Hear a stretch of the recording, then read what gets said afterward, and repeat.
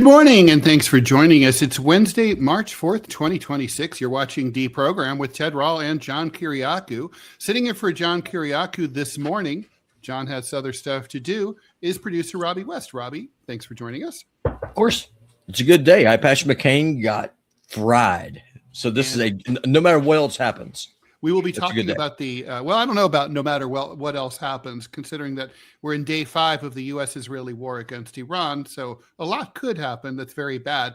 Some of it economic. So speaking of which, we'll be talking to friend of the show, Achilles Larrea. He will be of Larrea Wealth Management, a financial and personal planning expert.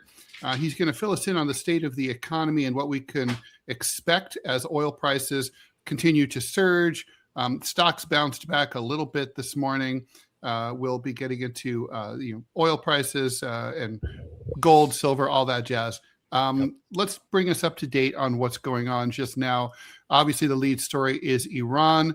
The Iranian state media is reporting that 1,045 Iranians have been killed so far by the United States and Israel. Iran's accusing the Israelis and the Americans of destroying Golistan Palace, a UNESCO World Heritage Site in Tehran. That is, by the way, if true, it goes against international law and U.S. law. We're supposed to be careful not to do that. Air raid sirens currently going over Bahrain. The U.S. is advising all of its citizens to shelter in place or to flee the Middle East if they can, but it's very hard to do that given the fact that the flights are all closed and all the airports are shut down. The Defense Secretary, Pete Hegseth, claims that the Iranians were not negotiating in good faith right before we launched our sneak attack. Lots going on. Also, basically, the main story here is about Iran's strategy for survival. Basically, it's like the TV show Survival. They have to basically outlast and outwit the United States as long as possible, even as the U.S. is trying to mop up their navy. The U.S. just destroyed an Iranian submarine in the Indian Ocean, or at least they're claiming that they did, probably did. And the Iranians, meanwhile, are going to close the Strait of Hormuz. And the U.S., on the other hand, is promising to escort U.S. vessels through the Strait of Hormuz. I don't know what that would look like. Turkey says that that a missile, an Iranian missile headed into its territory, was intercepted by NATO defense systems. So what does that all mean? And finally, but certainly not actually penultimate, and so not last and not least, Ayatollah Ali Khamenei's son, Mojtaba, is the current frontrunner to take over his murdered father's job as supreme leader of Iran. Meanwhile, over in Texas, we were all watching the results of these Texas primaries. On the GOP side, things are a little bit boring. It ended up basically being a neck-and-neck result between the two Republicans. But on the Democratic side, there's some drama. Jasmine Crockett, never a stranger to drama, went into this election heavily favored to win, 56-44. Polls were running in her favor. That would be a hard, if not impossible, lead to overcome. Yet James Tallarico, who's sort of the centrist here, ended up defeating her 53-46. Right before this happened, the Supreme Court ruled against her campaign's request to give Dallas County voters an extension because Republicans at the very last minute decided to move all the Democratic voting precincts away from the normal place where they were located. Used to be that Republicans and Democrats voted side by side in Texas during their primaries. That's what Texans are used to. They basically decided to have it so that a lot of Democratic voters showed up to their customary polling stations only to find that there was no place for them to vote. Obviously, you have to assume that some of them were discouraged and decided, like, screw it, I'm not voting.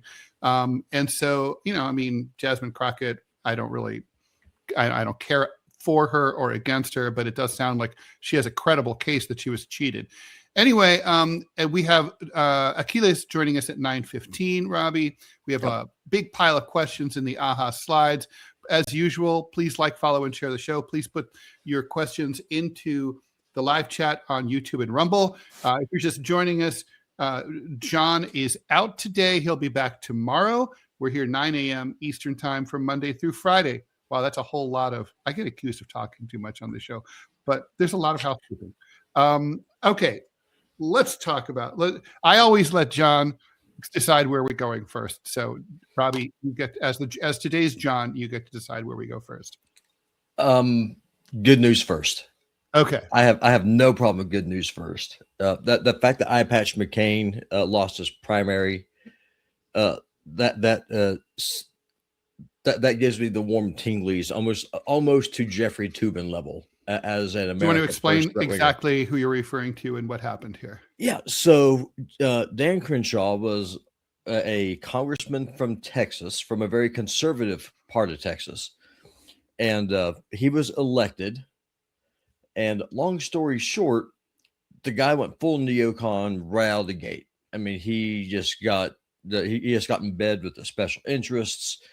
He said that he would kill Tucker Carlson on a hot mic because Tucker dared to criticize all of the wars that Crenshaw supported, and because Tucker criticized the Israel lobby, that of course pissed off Dan Crenshaw even more because he's a wholly owned whore of the Zionist lobby. There's no other nice way to put it. The guy was a representative for Israel in Texas, not the Texas people. And seeing him get shown the door is fantastic. It doesn't matter if you're a Democrat. It does not matter if you are a Republican. You should be rejoicing today. Let's talk about the Democratic side because we have a lot of ground to cover before Achilles joins us. Let's talk about Jasmine Crockett's accusations. I know some people might take issue with my characterization of Jasmine Crockett as she's sort of a progressive. She's not really a Bernie Sanders AOC progressive, but she's certainly an aggressive Democrat. The DNC clearly did not want her to be the Democratic nominee in this race. So they decided to back Tallarico. And, I have to say, I read a lot of polls. I look at a lot of results. I've been around a long time. I've never seen a lead like this evaporate literally in 48 to 24 hours before. I smell a rat. It could be a rat. It could be that the polls were wrong. I mean, we have seen that happen before. Look wrong? What happened with. Oh yeah. Hillary Clinton was supposed to be coronated, and instead she got wrecked. She was expected to win 52 to 48, and that didn't. That's not. So she didn't. But the point is, that's like a 2-point reversal at most. Here you're talking about basically I'm trying to do the math here. A 9-point flip. I don't know.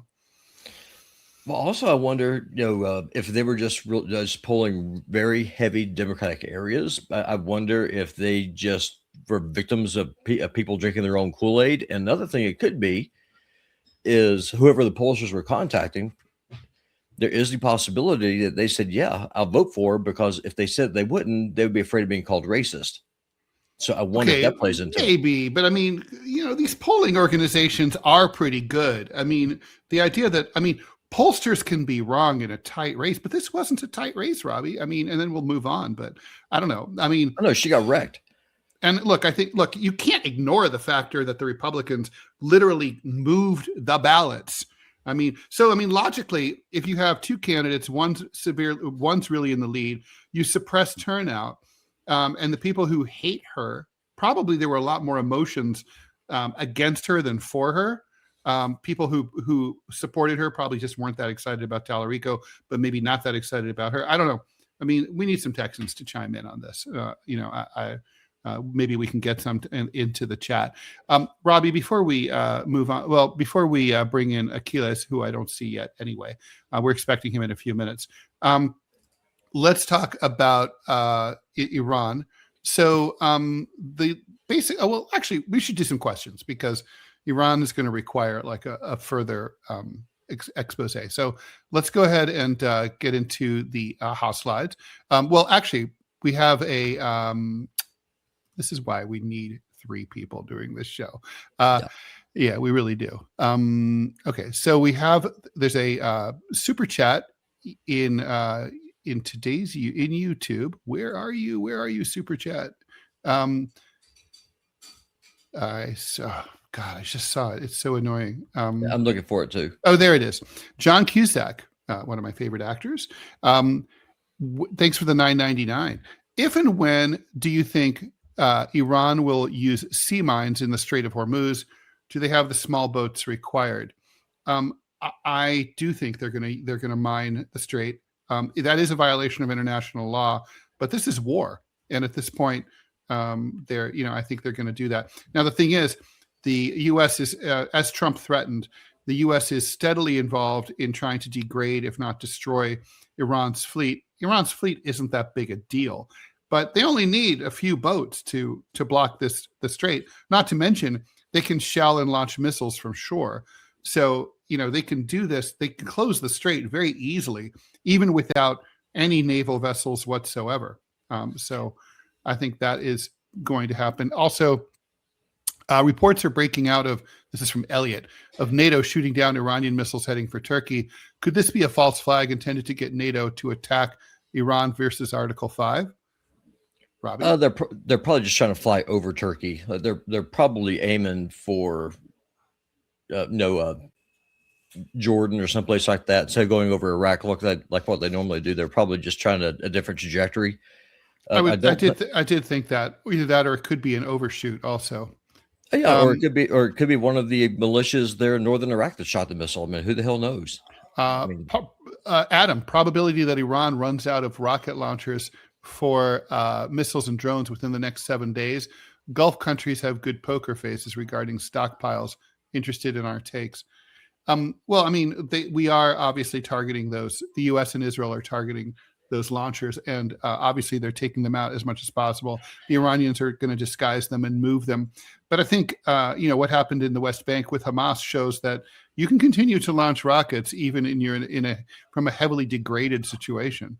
Yeah, and also with drones, you don't need those big honking launchers. There's that, and just one thing about the point that you brought up, about mining the Straits of Hormuz being a war crime. You know what else is a war crime? Blowing up a girls' school, committing a genocide.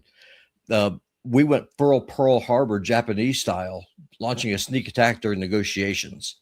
So if there is any country on the face of this earth that has zero business whatsoever clutching its pearls and pretending like it cares about international law when we are the self-proclaimed owners of a rules-based order, that just does not hold water with me. All right, there's Achilles Larea. He is the CEO of Larea Wealth Management and a friend of the show. Good morning, Achilles. How are you? Good morning, guys. How's it going today? Well, I'm doing better than the stock market. Maybe so. Basically, the cliche, Achilles, is always that war is good business. It always stimulates the economy. That's how World War II got us out of the Great Depression, and yet almost immediately, as soon as the missiles started flying from the U.S. and Israel into Iran, the securities markets around the world started to respond mostly negatively. Overwhelmingly, stocks tanked about 2 full percentage points yesterday, and the only exceptions were, unsurprisingly, energy and defense sectors. I was very interested in the fact that gold and silver also tumbled on the news. Usually there's a flight to precious metals in times of instability. But and then, of course, oil prices are skyrocketing. When I checked before I went on the show, oil futures showed that the per barrel price was already up. Right now, we're at $74.27 a barrel. That's way up. And so, some analysts are predicting $100 a barrel prices. That could, of course, trigger global inflation fears. Break it down for us. Why don't the markets like this war? Let's actually take a step back. Okay. And we're going to talk about investor mentality and how decisions are made and what managers are talking about. And there's a lot of misconceptions. Okay. Absolutely. You're going to have oil going up. Absolutely. You're going to have commodities going up. And you could see that in a very short period of time. Yeah, gold and silver went down. But that's another thing that could go up very quickly. War is good for business. I've always said that. I've always believed that. If we as a money managers will say to ourselves, there are striking opportunities in these areas, but the money has already kind of been made. Here's something that, not everybody's going to tell you, but I'll tell you, the money was made, I want to say 2 months ago, when certain institutions got into it. You're getting war doesn't just happen in the moment, although many people believe it does. There's been a significant buildup by the United States heading in this direction for quite some time. Which we've been talking about here on this show. So it's a coin flip at this point, before that point, where if you're going into that area, you say to yourself, you know what, I got 50% chance that I'm going to be right on this, and I'm going to make some serious short-term money. And a lot of houses do that. So, and this is how they stay in the business, making money. Now, let's also talk about the defense contractors. There's always a war going on somewhere on the earth, and that will continue.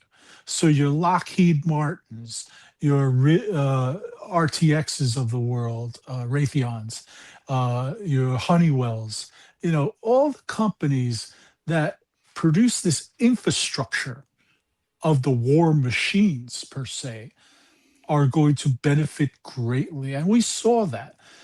But inversely, what takes a tumble? Cyclicals. What are other areas, that are just not, there's a big distraction. Technology is still the best place to be. What does this do, guys? This creates a distraction. So, yesterday I was going in and buying again. And this is why we always keep a high cash position at L'Oreal Wealth, because there's always opportunity here. And you go in and you buy it at high quality stocks, technology stocks, or the like, at decent prices. There's going to have to also be a rebuilding of sorts. Who do you think is going to be there when the rebuilding starts? You're going to have companies like John Deere. You're going to have companies like Caterpillar. They're already acting like growth stocks right now. They're very out of character, making money, and I'm not just saying this to, talk about those stocks per se. What I'm really getting at is that positioning yourself in your portfolios to take advantage of world events will enrich you over a long period of time. But most people are emotional. Most people don't have the savvy to know all this. Some people do. I would say less than 10%, honestly. But now the talk is, guys, as I said at the beginning, oh, I'm going to go into commodities. Kind of late to the party. Yeah, you might make 2% to 3%, but you're not going to make much there. If you had been there 2 months ago, all of a sudden you made 10, 15%. I have a question for you, Achilles. Absolutely. So you're talking, I hear what you're saying about the investing class, the people who've got money who are invested in the stock market. But what do you have to say about the people who live paycheck to paycheck, who are not in the stock market? I mean, Trump ran on a strong economy, bringing back good paying jobs. He has failed completely, totally, and utterly with that. Inflation was already creeping up before this all started. So if you're just concerned about how am I going to pay the bills this month, and then we go and we start a war without congressional consent, without our president even trying to get the approval of the American people, he's not even trying to sell it. And now we're seeing energy prices go up. That's going to trickle into everything. How does normal people factor into this? Do they factor in at all? do people like me factor in at all? Yeah, Or absolutely. are we just fucked? No, no, no, no, no. Okay, first we have to step back, Robbie. We have to talk about mindset, Okay. right? This is something that a lot of people don't understand. 20% of your pay should go to your 401k if you can pull that off. Pre-tax is better if you have a regular standard 401k. All right. 20%. Why do I say such a high number? Yeah, that's a lot. Because, yeah, it sounds And like a there's not lot. going to be any matching for most employers. Correct. And more importantly, though, why do I say such a high number? Because then you can start thinking about, there are certain communities in the world who have followed this model for years. It's proven. They live simply. They do not do any extemporaneous wasteful spending, and they are able to put money away. So talking about mindset, that's very important. That's the first step. I'll take a business owner, for example, right? Like Okay. myself. A business owner has been struggling for years. And then he changed his mindset and said to himself, well, I'm not happy just doing the bare minimum. Have you ever done the bare minimum on something athletic? Oh, every day. Okay. All right. I was an athlete at one point, and let me tell you, bare minimum gets you nothing. Yeah, All right. I could vouch for It's that. the same thing when it comes to your money. You have to treat it with reverence. You have to treat it with significance and the fact that you're going to make money over the long period. Now, whether you do this within your 401k or whether you do this otherwise is not the most important part. The most important part comes from, and this is really from my karate days, from discipline. You have to discipline yourself. Let's just say I said 20%, but even if you put away 5%, that's better than 0%. And Well, this what about is the concern? Like when you said that, the first thing I thought of is I know people are watching and thinking, oh, if I put, I don't know, 5%, 10%, 20%, whatever, assuming I have it to do, which is like not most Americans. Most people are living, hand to mouth for sure. But what if you put that money away, then it all gets wiped out in some stock market crash? Then you're like, well, why did I put that money away when I've been better off? Just, why did I invest it in my 401k? Why didn't I just put it, into my albeit low interest savings account or keep it in the mattress or whatever? okay. Let's take that apart. All right. If you're going to put it in the mattress, you're guaranteed 0. Mm-hmm. If you put it in the bank, you're guaranteed to lose money every single year. Inflation is higher than the savings rate that you're going to A receive. lot higher.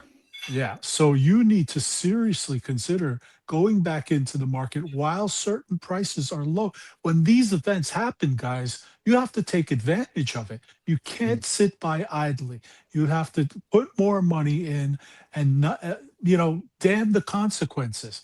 I'm not saying not to pay your rent. I'm not saying not to pay the significant bills that are recurring every single month.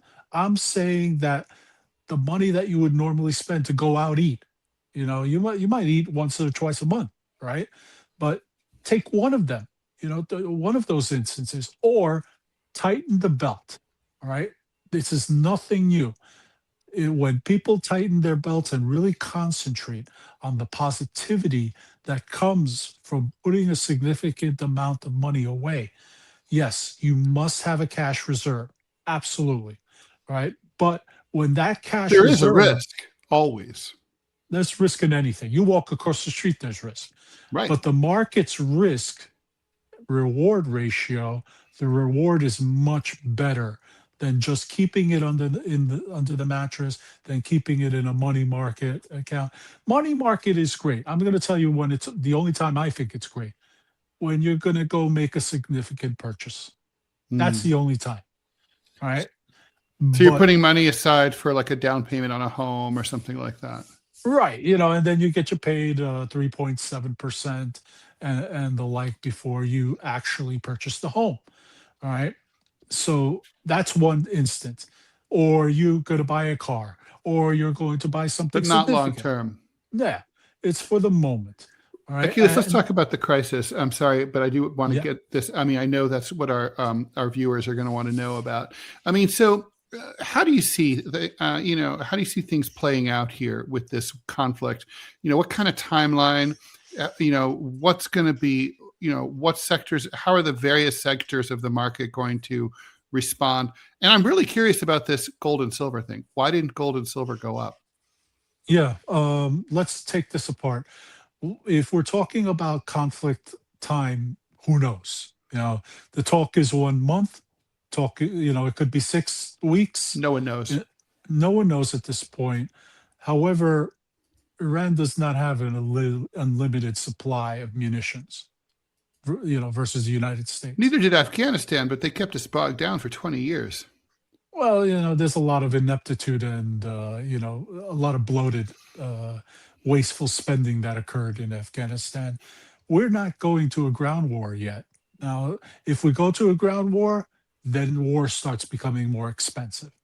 If we can, wait this out and keep doing what we're doing, particularly, with minimal ground forces, then, I could see this lasting a very short period of time.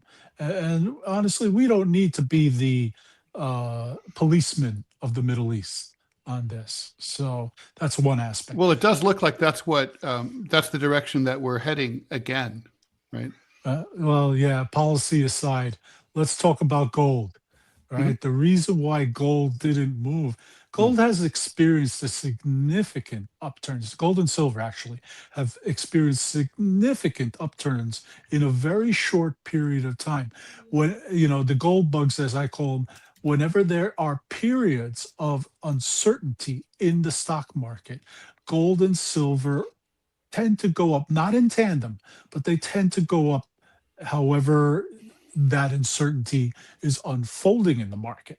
And in this particular case, I think that what's happening with gold is that we're seeing a bit of a correction taking place there, which is normal and part of their market. The gold investment per se is still a very good investment. I don't believe it should be more than a certain percentage, 2 to 3% of any given portfolio at this particular point, because it's important to have it, but it's not important to bet the farm on it, Ted. So that's my feeling towards that end. What other sectors are going to benefit from this? Aerospace, absolutely. So your, as I mentioned before, your Honeywells, Raytheons, and Lockheed Martins of the world, they're always going to benefit from this. Is a big, what people don't think about a lot, I think, is that wars like this are a great it's a unique opportunity for real world testing of new weapons that are online, and new weapon systems that are normally only can be tested theoretically. But here they have actual battlefield applications that can be used to be, marketed to new customers. I think that's one of the, we saw that happen in Ukraine with the first truly widespread drone war. Yeah, I agree with you completely. There is so much opportunity to test out munitions that have not had the opportunity. Absolutely. And this in turn creates that market for those munitions. And this in turn creates another income stream that will come into these companies. Absolutely right. So I have a question. Just bring this back to Main Street and away from Wall Street, because that's where I live. I'm in a little podunk town in the middle of nowhere, Montana, and so I get to see it. A lot of the ranchers who I know, they're getting concerned because as the price of oil goes up, the price of getting feed to their cattle is going up. The cost of them selling their product is going up. The cost of everything is going up. And the concern that I have is that I understand that war is great for business. I mean, it's a famous saying is that war is the health of the state. That's fine.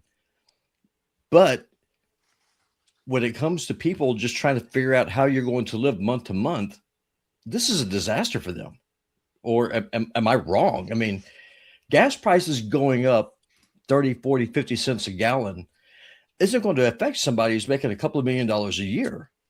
But if you're making $30,000 or $40,000 a year, that's a crisis. And if you're using credit to buy your groceries, which a lot of people do, unfortunately, it's just our society we have, you can't save because you have to pay on that credit card. Because and those groceries are more expensive in part because it costs more to ship to your local store. Yeah, because everything goes fuel up. Prices. Yeah, well, everything goes up, and tariffs and the like. There's no dearth of or lack of expenses that could come to bear. Now, if you just go back 13, 14 years ago, we had oil prices spiking up. People deal with these issues however they need to. Now, the Wall Street Journal just had an article today saying that there's a record number of people raiding their 401ks right now. And that is absolutely true. When times of crisis hit, that's one of the first places to go.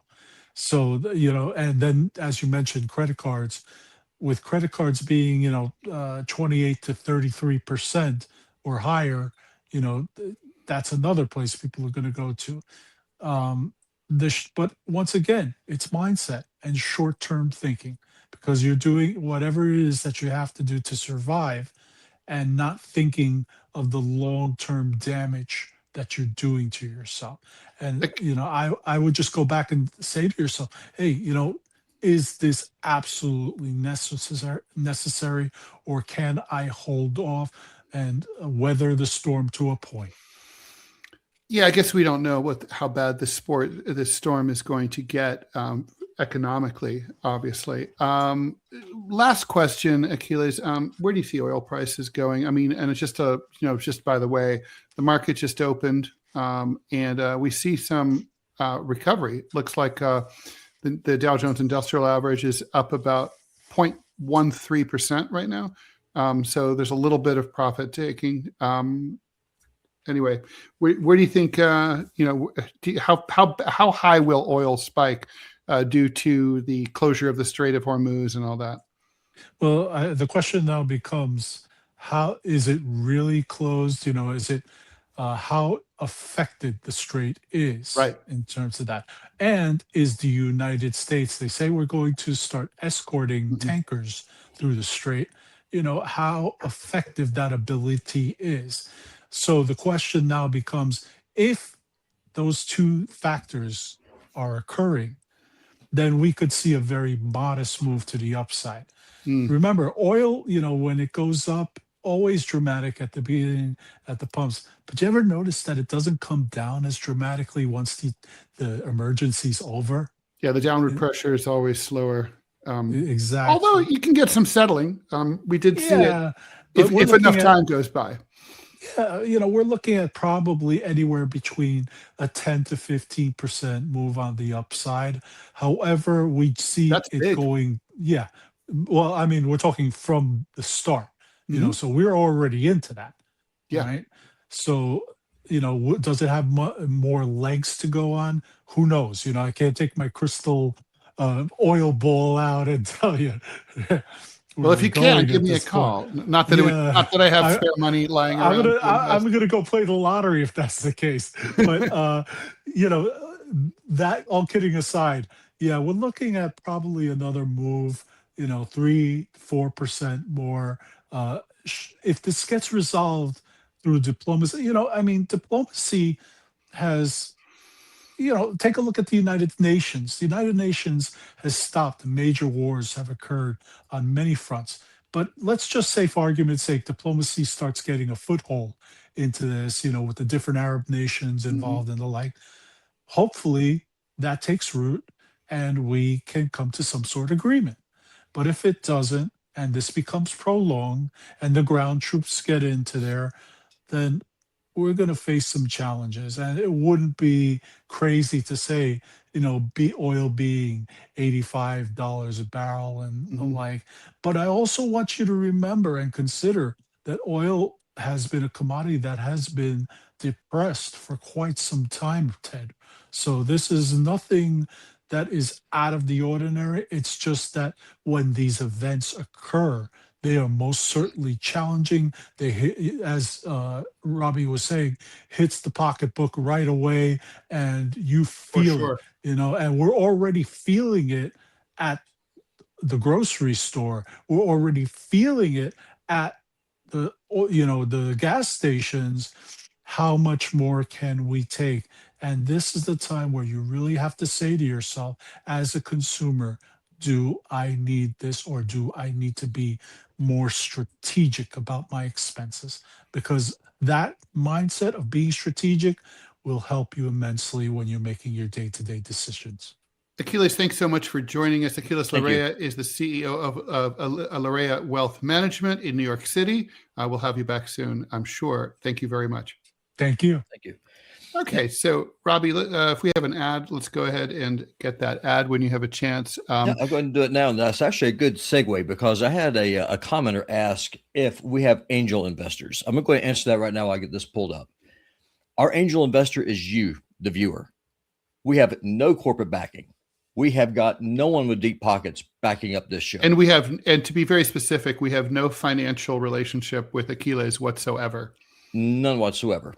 And listen, the fact of the matter is that this show, we just like exists. him. We got to know him on Sputnik. So, yeah, I mean, 100%. And I mean, you can agree with them, you can disagree with them. Personally, I do disagree with them. I think that this war is going to be a disaster for the worker, but it is important that we all have different views. A lot of you people, wealth management always relies on having wealth. Something most Americans don't have. Most Americans don't have savings. I mean, it's like you have to have spare money lying around after you pay your bills. Most people don't. I mean, a lot of y'all hate my guts because of my stance on immigration and nationalism. It's okay to have people on that you disagree with. It's a good thing. It's a good problem to have. And that ad is up now, Ted. Yeah, thank you very much. I'll go ahead and do that now. Hey, so still haven't tried 1775 coffee? Well, I know Robbie has, because he drinks it every day. Now's your shot. The 1775 starter kit just dropped, only 1,000 units. You're getting the bold dark roast that hits hard, the smooth medium roast, and the Vitality mushroom coffee for clean energy and laser focus. No crash. All single origin, small batch, toxin-free, and mold-free. Plus, you're also getting a gold spoon clip because freedom isn't scooped with plastic. A frother, strong enough to stir up your coffee and your mother-in-law's opinions. And a black 1775 tumbler. $170 worth of coffee and gear. Yours for $99. This is for the ones who've been watching 1775 blow up on Rumble, wondering if it's actually worth it. Spoiler, it is. Go to 1775coffee.com/studio and grab your starter kit before they're gone. Bold beans, clean fuel, and a morning routine that stands for something just like Rumble does. And seriously, I will ask John about this, but I'm sure I speak for the both of us to say that if we ever did, hopefully we will get a sponsor at some point, that would be 100% revealed, and we would not allow that sponsor to control anything about what we had to say or opinions about anything. John and I and Robbie, one of our major personality flaws is that we will not shut the fuck up about what we think. Yeah, at our detriment. Yeah, for sure. I mean, it happens, and I'm dead serious. Y'all listen to me. Just because you disagree with someone does not mean that person is your enemy. Your enemy is the person who is in a suit working at some fancy bank, working at a lobby group, or is a politician in DC who is reaching into your pocket, stealing your money, and then wanting to send your sons and your daughters off to go fight a war that we have no say in, that we have no consent in, that bends you over the table and screws you every single day. Just because someone has a different opinion does not mean that person's your enemy. Tati Mari, thanks for the $5. Sorry to interrupt. No, you're good, Robbie. Is China likely to push Iran to negotiate if this lasts past 100 days in order to avoid an energy crisis? Thoughts? Well, first of all, I'm glad that this question came up, Robbie, because there are reports that Iranian intelligence officials reached out through informal back channels to the CIA. I'm going to ask John about this tomorrow. I know this is kind of like, it sounds surprising and sketchy, but I know in the past this kind of thing has happened, to see if the U.S. might be open to some kind of peace deal. Trump says, officially speaking, that he's willing to talk to Iran. However, he was talking to Iran before at the same time that he was attacking it. So I don't know how much of that is to be taken seriously. My feeling is that the Iranians probably would not be wise to engage in serious negotiations at this point. I mean, they did this. They've already been through, this is their third time at the dance. They know, I think, that they need to inflict some pain on the Americans and on their Western allies. Otherwise, they're not going to be able to outwit and outplay and outlast the United States. No, and shout out to Ray over there on Rumble. He dropped 2 $5 Rumble rants. Thanks, Ray. Celebrating the ouster of Eye Patch McCain. So Ray, right there with you. Thank you, Ray. Much appreciated. All right. So, and thanks for the $1 on Soon Heaven. Much appreciated. If you're just joining us, it's 9:42 Eastern time. And thanks for the Emirati dirhams from Umar Sheikh, 50 of those. Thank you very much. Thank you. Much appreciated. Your generosity is always overwhelming. But if you're just joining us, Robbie West, producer, is filling in for the, I don't say vacationing, he's working. John Kiriakou. John will be back tomorrow. Again, just please like, follow, and share the show. TMI show coming up at 10 o'clock Eastern time. Let's talk a little bit. Let's take some more questions, Robbie. Yeah. Let's just go knock out the questions in the time we got left. All right, let's do it. All right. Good morning, and thanks for the steady content info. Much appreciated. What potential paramilitary or military factions in the region might the U.S. try to supply or support if they decide to go that route? Thanks again, guys, and have a good one. Robbie, my take here, and I've been, mulling this story over, I'm sure you have too, over the last 5 days. I really think the most likely outcome here, and I'm not sure that it's one that the United States would view as an unhappy accident, is going to be civil conflict. I mean, Iran is an empire carved together. It's not one unified culture. It's got a dominant culture, but it's got, a Kurdish region, an Azeri region, and a Baluchi region. And, some of them get pretty spicy. I could really see when central authority starts to weaken in Tehran, which obviously they are now, that armed militia groups, especially if they were supplied through back channels by the US CIA and other outside factions, could start to break away and launch a civil war in Iran. I think that's the goal. I mean, we only have 2 options really to replace the Iranian government. One, well, I guess 3. The first one is just simply bomb them into submission. I don't think that's going to happen.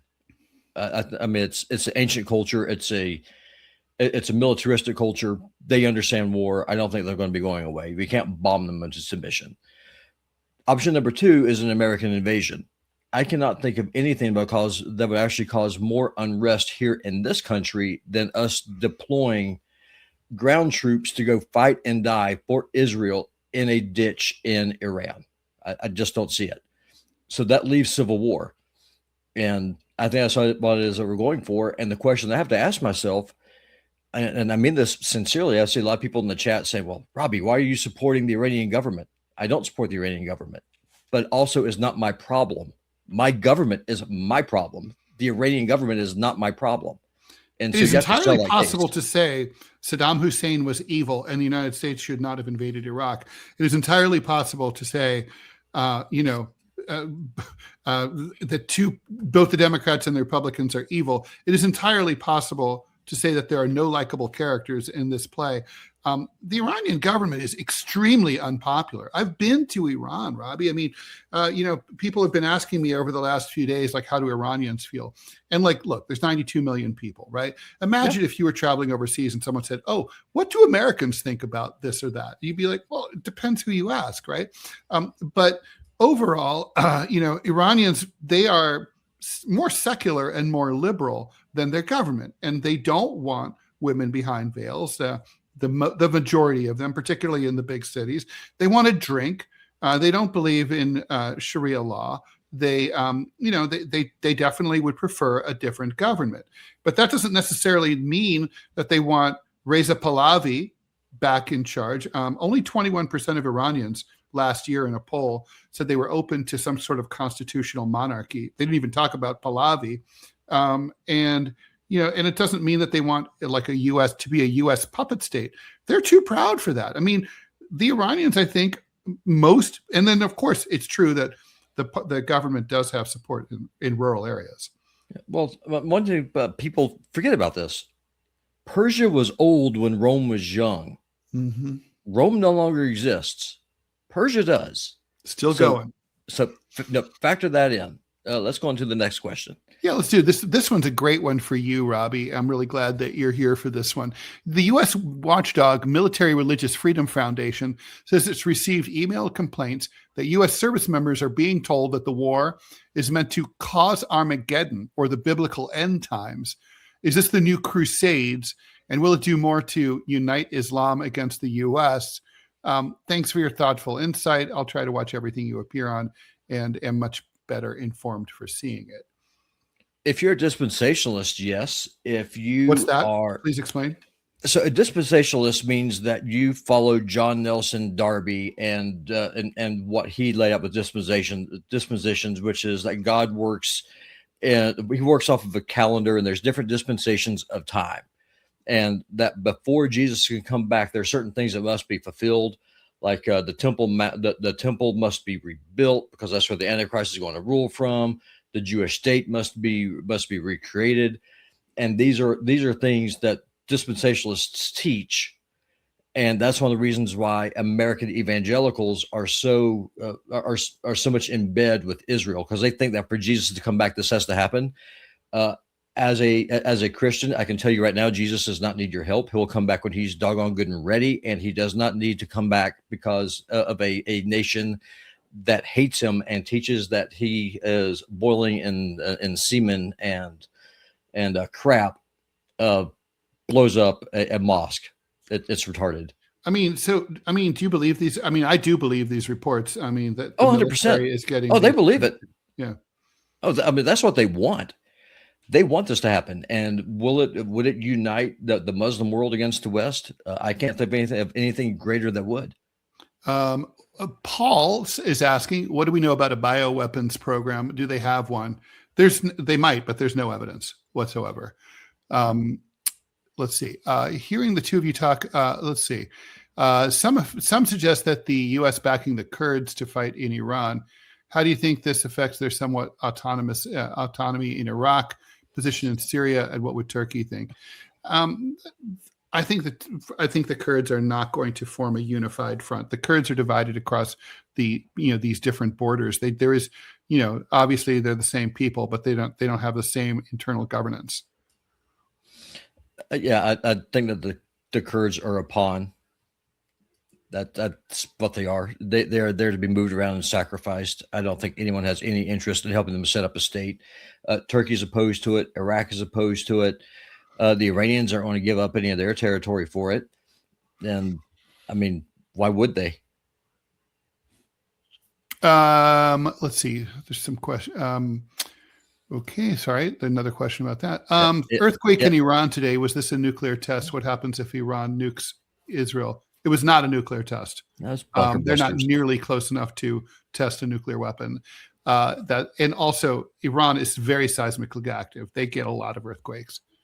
Yeah, well, it's that, and also they're kind of getting bombed, and they're getting bombed with bunker busters. So, those can definitely trigger some seismic activity. Yeah, well, that's true. When I was in Afghanistan, I was woken up in the middle of the night when my window broke, a window that had survived several years of civil war, when a bunker buster was used 26 miles away, and the earth shook. So you are right about that. There's a seismic effect at all. Do we believe Adrian wants to know, do we believe that the Western world can sustain a protracted Middle Eastern conflict? I don't see anyone, especially in my Gen Z generation, looking at a future in the military. Would a draft be something you could see coming back? Speaking personally, I'd rather be shot or locked in prison than fight Bibi's war. Oh, that's good thinking. I don't think a draft is coming back. The draft was forced upon the U.S. military. They didn't want it. A volunteer army.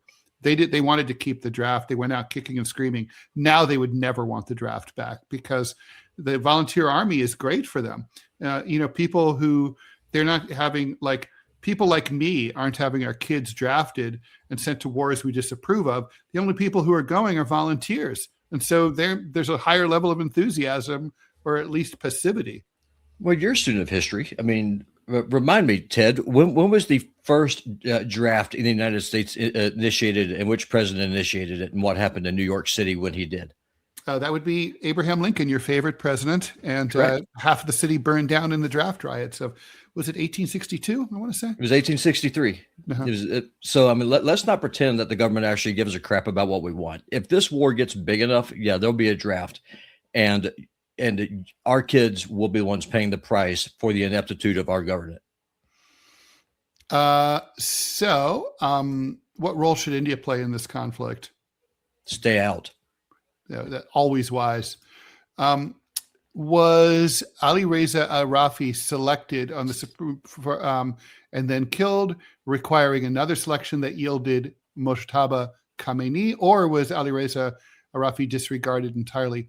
Or if so, why would the assembly of experts ignore Ali Khamenei's wishes against his son being selected? It's impossible to know these deliberations. The assembly of experts building was bombed by the Americans, right? So they're in chaos over there. Maybe one day we'll find out.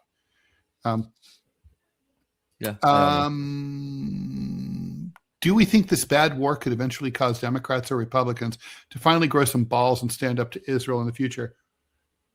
Yes. I hope so. Gavin Newsom, of all people, just yesterday made some news by saying that he could see cutting off all aid and financial assistance to Israel under a Newsom presidency. I would vote for him just for that. And my politics, Ted. You know my politics. I would vote. I would vote for anyone on the promise of telling Israel to piss off. That's enough for me at this point. That's enough. Here's a good question from Jimmy. How closely do the decisions of Netanyahu and his administration represent the Israeli population? Closer than it should, right? I mean, like when I went to Israel the first time in the 90s, it was a country that was like a good half of the population or a little more. They were, they were liberals. They wanted to live side by side in peace with the Palestinians in their own Palestinian state. Those people are gone now. They've been radicalized or they've left the country. They're like 5% of the country. Everybody else, they're all, if you can even see the anti-war protests, the anti-Netanyahu protests, they were complaining that Netanyahu wasn't doing enough to get the hostages back. They were not complaining about the way the Palestinians were being treated in the apartheid state. The Israeli people are highly Netanyahu tolerant, or I would say, if not fully in agreement with him these days. I have a question for you, Ted, because you've been there. I haven't. I just don't know. Has the right-wing shift in Israeli politics, has that largely been influenced by all of the Russians and Ukrainians who went to Israel back in the 90s and the early 2000s? Like, did they push Israeli politics to the right through demographic change? And is that what happened? I think that's part of it, but maybe not all of it. I think what really happened was that the right wingers kind of won the argument by building the security wall, right? Once they built that wall, there used to be like in the 90s, to board a bus in Jerusalem was to take your life into your own hands. You never knew if it was going to arrive without being blown up. You wanted to pop into a cafe in Tel Aviv to get a latte. You didn't know if you were coming out. They built that fucking wall, and they basically, created the apartheid state full on, and it really greatly reduced the number of PLO attacks in Israel. I hate that it worked. Not to say that I'm pro-terrorism, but the point is, this proved effective in terms of the right said, the right was like, we kept you safer. Let us do our thing. And people love safety, I think, more than anything else. They care about their own personal safety more than they care about justice for other people, especially people from a different ethnic group. Yeah, I could see it. And just to reply to a comment that Robbie is gay. Listen, I am the gayest person you're ever going to meet. I am happy. I am one of the happiest people you're ever going to find in your life. So that's not an insult. I am as gay as you could possibly be in the old school traditional definition of that word. Very happy. 3 minutes left. Let's do a few more questions. And Robbie, thanks for filling in for John. Clay Dellinger, to young Americans who feel like they're starting to wake up to the complexities of foreign affairs and the corruption at home, is there specific advice you would give? External news sources seem like a start. 100%. Yeah. External news sources are definitely a good start. Yeah. Question everything. Verify. And especially if you're on question social your media, heroes. Like when we had Achilles Laria on earlier and people were like, wait, do you guys have any financial ties with him? That's a good fucking question. And you should be asking questions like that. 100%. And that's not a bad thing. Questions are not bad. One thing that I would recommend that you look for is if you're seeing all the big influencers and they are all saying the same thing. Yeah. Then they're getting talking points from someone. So yes. It's a good idea to balance things out with people who you agree with and people who you disagree with. That way you don't fall victim to your own confirmation bias. I'm a right winger. It'd be very easy for me to just surround myself with right wing influencers. Conversely, two of my best friends are lefties. It's a very good thing to have your feet firmly in both camps. And don't be afraid to ask questions and learn and admit that you're wrong. 100%. Goon 7956, was the Iranian girls' school really hit? Yes, it was. And you're going to say, Ted, how do you know? The reason I know is because there's no question about there's the people who are best situated to oppose it, to say that this was a false flag, that the Iranians did it themselves, or that it didn't happen, aren't saying that. There's no denials coming from the U.S. or Israeli government saying that this didn't happen. That those denials wouldn't mean that it didn't happen. But when there's no denials, everybody's on the same page. Yeah, it happened. Yeah. How long do you think the UAE, Saudis, Bahrain, Qatar, and Oman will keep accepting getting attacked by Iran and getting their economies hurt? There's back channel calls happening right now between the Trump administration and those countries, and they're trying to decide, like, whether they should or can get involved. Those countries have a problem. They oppose Iran on behalf of Israel, but their people don't. And so they have to, that's the needle they have to thread. Yeah, I agree with that. And monarchies, contrary to popular belief, even the monarchies, dictatorships, they care about public opinion. Well, because if they don't, their heads end up on spikes. Yeah, I mean, that's happened to the French. Even Nazi Germany, they used to have, Hitler had spies in cafes and bars all over Germany to find out what people were really thinking. Even if Adolf Hitler had to care, everybody's got to care. Everyone, thanks so much for joining us. Thanks for watching DeProgram with Ted Rall and John Kiriakou, 9 a.m. Eastern time, Monday through Friday. John was out today. Robbie West was filling in. Thank you so much. Thank you, Achilles Laria. Thanks, everyone, for your support. Please stay tuned. We'll be back tomorrow. John will be back. Please stay tuned for the TMI show with me and Mila Chan, and Robbie will be there too. Take care, all. And let's see. How are we going to do this? Oh yeah, here we go.